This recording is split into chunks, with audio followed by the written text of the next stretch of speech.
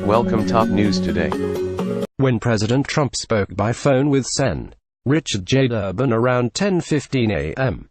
last Thursday, he expressed pleasure with Durbin's outline of a bipartisan immigration pact and praised the high-ranking Illinois Democrats' efforts, according to White House officials and congressional aides. The president then asked if Sen. Lindsey Graham RSC, his one-time foe-turned-ally, was on board, which Durbin affirmed. Trump invited the lawmakers to visit with him at noon, the people familiar with the call said. But when they arrived at the Oval Office, the two senators were surprised to find that Trump was far from ready to finalize the agreement. He was fired up and surrounded by hardline conservatives such as Sen. Cotton Rock, who seemed confident that the president was now aligned with them, according to one person with knowledge of the meeting. Trump told the group he wasn't interested in the terms of the bipartisan deal that Durbin and Graham had been putting together. And as he shrugged off suggestions from Durbin and others, the president called nations from Africa shithole countries, denigrated Haiti and grew angry. The meeting was short, tense and often dominated by loud crosstalk and swearing, according to Republicans and Democrats familiar with the meeting. Trump's ping-ponging from deal-making to feuding, from elation to fury, has come to define the contentious immigration talks between the White House and Congress, perplexing members of both parties as they navigate the president's vulgarities, his combativeness and his willingness to suddenly change his position. The blow-up has derailed those negotiations yet again and increased the possibility of a government shutdown over the fate of hundreds of thousands of young undocumented immigrants known as Dreamers. This account of the events surrounding Thursday's explosive meeting is based on interviews with more than a dozen White House officials, Capitol Hill aides and lawmakers. The fight has left congressional leaders unsure of whether they will eventually come to an agreement.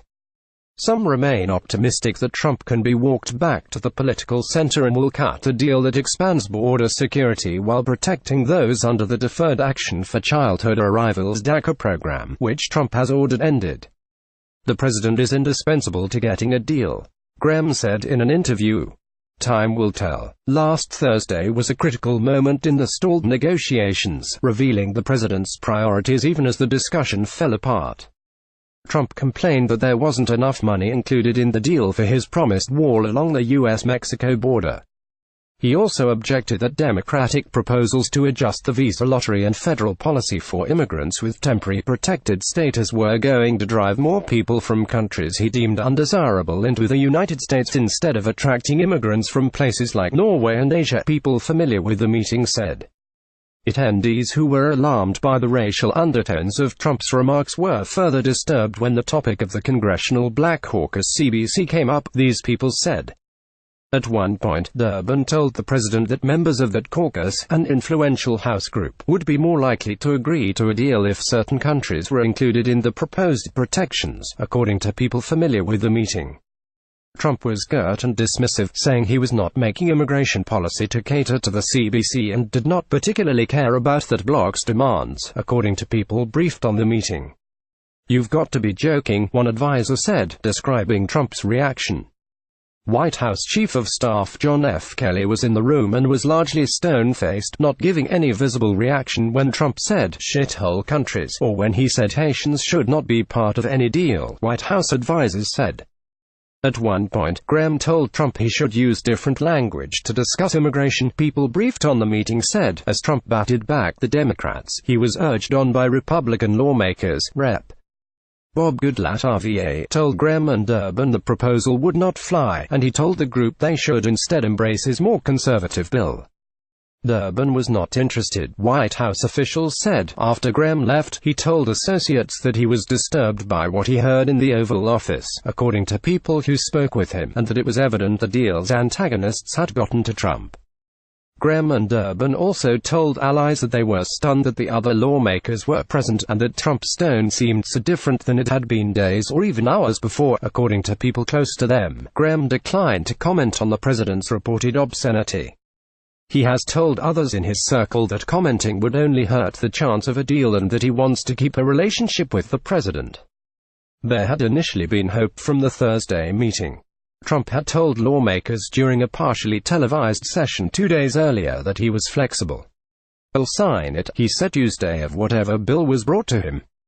He even said he would be willing to lock the door of the cabinet room if they wanted to negotiate at the White House, according to people who heard his comments. Trump went on to say at the earlier meeting that he wanted a deal and that even those in the conservative House Freedom Caucus should work with Durbin. In the hours and days afterward, a bipartisan group of senators, Graham, Durbin, Jeff Flake Ramirez, Robert Menendez Dian, J. and Sense. Michael F. Bennett D. and Cory Gardner of Colorado, began meeting and broadly agreed to a proposal. But some White House officials, including conservative advisor Stephen Miller, feared that Graham and Durbin would try to trick Trump into signing a bill that was damaging to him and would hurt him with his political base. As word trickled out Thursday morning on Capitol Hill that Durbin and Graham were heading over to the White House, Legislative Affairs Director Mark Short began to make calls to lawmakers and shared many of Miller's concerns. Soon, Goodlatte, one of the more conservative House members on immigration, was headed to the White House. Trump also called House Majority Leader Kevin McCarthy our caliph and asked him to come. McCarthy said, Sense. David Perdue RGA and Cotton were also invited to rush over. In the late morning, before Durbin and Graham arrived, Kelly, who had already been briefed on the deal, talked to Trump to tell him that the proposal would probably not be good for his agenda, White House officials said. Kelly, a former Secretary of Homeland Security, has taken an increasingly aggressive and influential role in the immigration negotiations, calling lawmakers and meeting with White House aides daily, more than he has on other topics. He has very strong feelings, in the words of one official. But he's not a lone voice. Trump in recent weeks has also been talking more to conservatives such as Rep. Mark Meadows RNC on immigration, these people said. White House officials say Kelly is determined to secure a deal on Dreamers and border security and has told Trump that the southwestern border is worse than it was a few years ago, and that he can be the president to change the status quo. Once we saw what was going on in the meeting a few days earlier, we were freaked out, said immigration hardliner Mark Krikorian, who runs the Center for Immigration Studies. Trump, he said, has hawkish instincts on immigration, but they aren't well developed, and he hasn't ever been through these kind of legislative fights. After the Thursday meeting, Trump began telling allies that the proposal was a terrible deal for me, according to a friend he spoke with, and that Kelly and other aides and confidants were correct in advising him to back away. It wasn't a serious proposal. It was not viewed as a serious proposal because it did so little to address the immigration issues that the president has been vocal about, said Meadows, who leads the conservative House Freedom Caucus. It was, if I had to put it in a 1 to 10 range, with 10 being the most conservative and 1 being the most liberal, I would give it a 2.5. Trump was not particularly upset by the coverage of the meeting and his vulgarity after it was first reported by The Washington Post, calling friends and asking how they expected it to play with his political supporters, aides said. Everyone was saying it would help with the base, which would agree with his characterization, one person who spoke with the president said. By Thursday evening, many White House aides were concerned that the story was exploding beyond the usual level for a Trump controversy, but they carried on with the plans for the night, a send-off for Deputy National Security Advisor Dina Powell, a former Goldman Sachs executive and ally of Jared Kushner and Ivanka Trump. Nearly every top official ducked into the exclusive Italian restaurant Cafe Milano in Georgetown to toast Powell. There was little effort to significantly push back on the story that night because aides knew that Trump had said it and that the president wasn't even too upset, according to people involved in the talks. Then Friday morning, Trump appeared to suggest in a tweet that he had not used the objectionable word at all. The language used by me at the DACA meeting was tough, but this was not language used. 3 White House officials said Perdue and Cotton told the White House that they heard shithouse rather than shithole, allowing them to deny the president's comments on television over the weekend. The 2 men initially said publicly that they could not recall what the president said. Representatives for both men declined to comment. Going forward, a path to an immigration deal remains hazy. I expect that we'll get more Republican support for the proposal because it's really the only game in town. I expect there will be more negotiations. We didn't write the Bible, Graham said Monday. We wrote a proposal that over time we can make it better. Meadows said he and Goodlatte were working to add a merit-based immigration policy to the conservative version.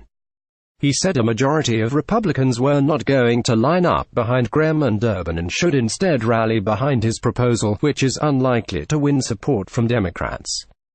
Based on what they proposed originally, Durbin and Graham are running a marathon, and they're only in mile 2, Meadows said. Philip Rucker contributed to this report.